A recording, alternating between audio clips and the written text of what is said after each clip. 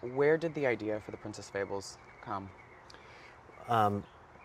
My daughter, Taylor, when she was, well, for most of her young life, she was like the happiest person in the world. There were people who, all of our friends would say, if I get reincarnated, I want to come back as Taylor.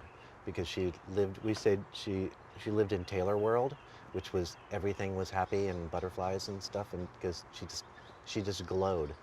When she moved from kindergarten into first grade, she would come home from school and she would not be happy. And you'd go, I go, what's wrong, Taylor? And she'd go, they make me learn all day.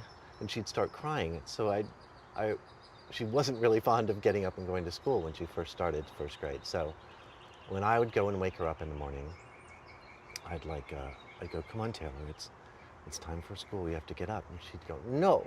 And I'd go, did I ever tell you the story about the princess who always said no? She'd go, no. And so I'd make up the story about a princess and how she said no all the time and learned how to say yes. And so by the time I was done with it, she would be dressed, she'd be out of bed, or she'd have forgotten that she didn't like school anymore, and she'd be okay. So I did that a lot.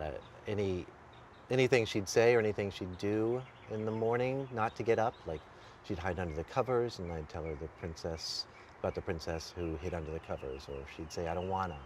And I go, the princess who always said, I don't wanna, or something.